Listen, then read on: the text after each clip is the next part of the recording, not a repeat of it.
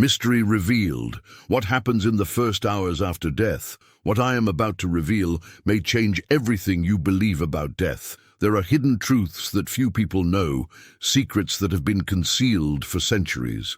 What really happens at the moment of death? Is it like in the movies, where we simply see ourselves leaving the body and heading toward the light? Or is the truth much more complex and mysterious than we imagine? Science tries to explain, skeptics try to discredit, but spirituality has already revealed everything. What if I told you that many spirits don't even realize they have died? That some feel as if they are still alive, trapped between two worlds? Today, we will dive into spiritual teachings and uncover the secrets that few people know about the first hours after death. And at the end of this video, I have an incredible gift for you, so stay with me until the end. Now tell me, do you believe in life after death? Do you think the soul leaves the body immediately, or does it remain trapped for a while? Write in the comments, and also tell me from which part of the world you are watching. I will read them all. Get ready, because what you will discover today may change your perspective on death forever. The first hours. The disincarnation process. The moment of death is not an immediate severance between body and spirit. Contrary to what many imagine, the detachment can be a gradual process, and it is precisely in the first hours after passing that the most remarkable phenomena occur. In Spiritism, we learn that there is a fluidic bond that keeps the spirit connected to the physical body. This bond does not break instantly and can persist for some time, especially when the spirit is not prepared for the transition. Depending on its spiritual evolution and its level of attachment to the material world, it may remain in a state of confusion, unaware that it has already departed. Many spirits report in mediumistic communications that they tried to talk to their relatives, asked for help, and did not understand why they were ignored. Others described the anguish of feeling physical pain even after death, as if they were still trapped in the earthly experience. It is in this critical moment that benevolent spiritual beings intervene. Higher spirits who have already understood the laws of the universe approach to assist in the transition. They help in the complete detachment and guide the newly disembodied soul to the spiritual plane appropriate to its vibrational state. That is why prayers and good vibrations are fundamental in this process. The despair and attachment of the living can hold the spirit back, making its transition more difficult. But when the family understands the importance of this moment and wishes light for the departed, the path becomes smoother and more harmonious. And have you ever heard about this detachment process? Do you believe that spirits can remain for some time without realizing they have passed away? Share your thoughts in the comments and tell me from which part of the world you are watching. I will read them all. The post-death experience. What happens when the last breath is taken? How does the spirit feel the separation from the physical body? This moment can be liberating for some but distressing for others, depending on their spiritual evolution and level of attachment to material life. Many mediumistic reports describe that in the first moments after death, the spirit can experience different sensations. Some say they feel an immediate relief, as if a huge weight has been lifted off their shoulders. Others, however, report confusion, fear, and even pain, as if they are still attached to the body. This happens because the fluidic bond between the spirit and the body may take some time to break completely. More materialized spirits, who lived attached to physical sensations and denied the spiritual life, may not realize that they have disincarnated. Many wonder without understanding why no one responds when they speak or try to interact with the living. Some, still connected to their earthly habits, remain close to places and people with whom they had strong ties, believing they are still part of the physical world. On the other hand, more evolved spirits awaken quickly to a new reality. Aware of their journey, they are welcomed by spiritual mentors and guided to spiritual colonies, where they receive assistance and enlightenment about their new condition. The great difference between a peaceful transition and a distressing experience lies in the mental and moral state of the person before death. The more prepared the spirit is to accept the continuity of life, the smoother its transition will be.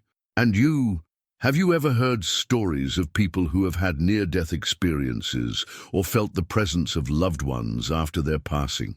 Do you think the spirit realizes immediately that it has died? Or do you believe this might take some time? Tell me in the comments and let me know where you're watching from. Where? I will read them all. The spiritual plane, in the first moments.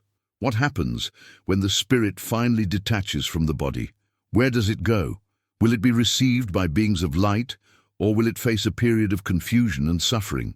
Spiritual teachings show us that the soul's immediate destination depends on its vibration, thoughts, and how it lived its earthly existence. Higher spirits, who have already understood the laws of the universe, have the mission of welcoming those who have departed and helping them adapt to the new plane. Many are taken to spiritual colonies, where they receive support, enlightenment, and prepare for the next phase of their journey. But what about those who lived attached to material pleasures, dominated by selfishness, greed, or hatred? These may not have a peaceful awakening.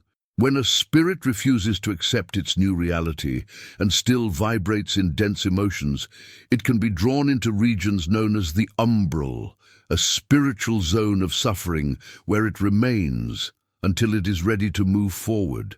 The umbral is not a punishment, but a reflection of the spirit's own inner state. Spirits bound to resentment, excessive attachment to physical life, or addictions may feel as if they are carrying a heavy burden, reliving past anguish, and even experiencing sensations from the body they no longer possess. At this moment, prayer and vibrations of love make all the difference.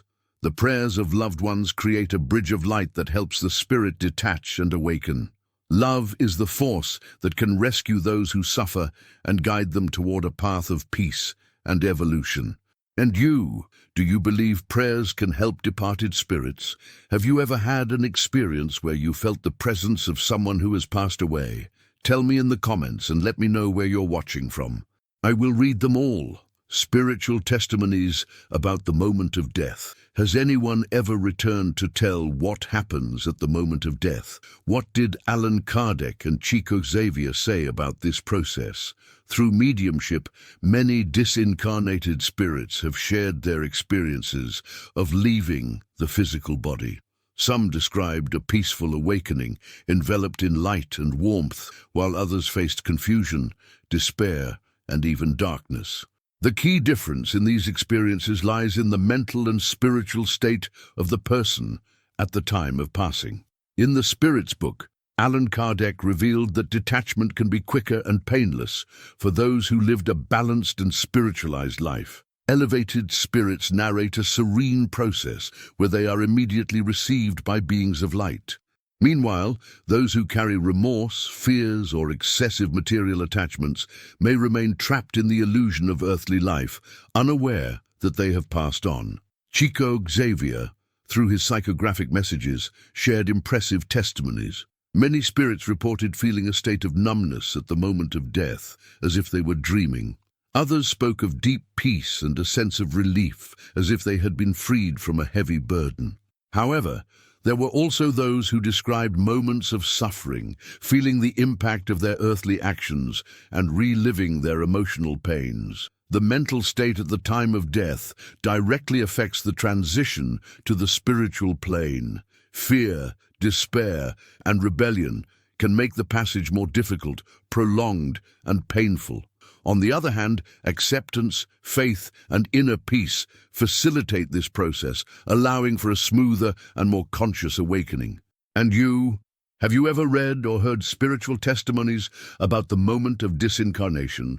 Do you believe our emotional state influences the way we make this transition? Tell me in the comments and let me know where you're watching from.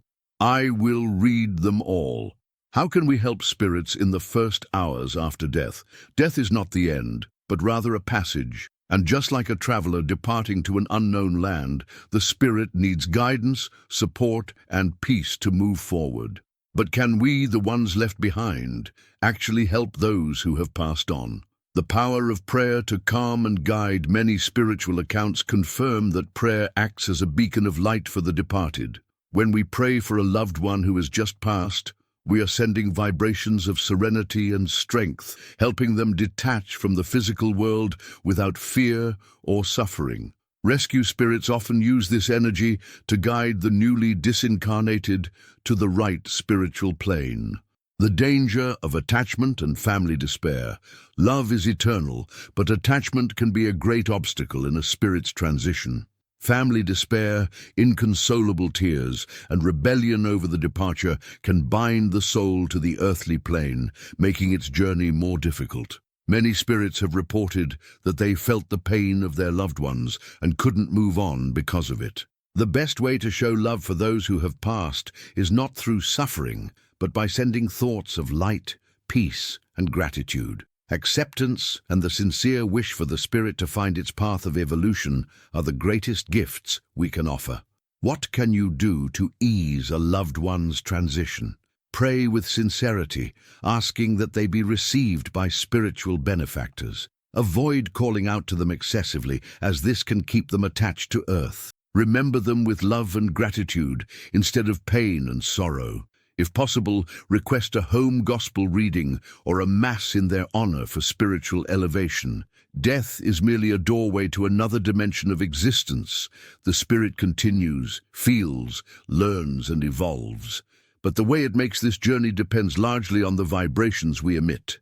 If we truly wish to help those we love, we must learn to let them go with peace and love. Have you ever lost a loved one? What was your experience? Do you believe your prayers can make a difference for those who have passed? Tell me in the comments and let me know where you're watching from. I will read them all.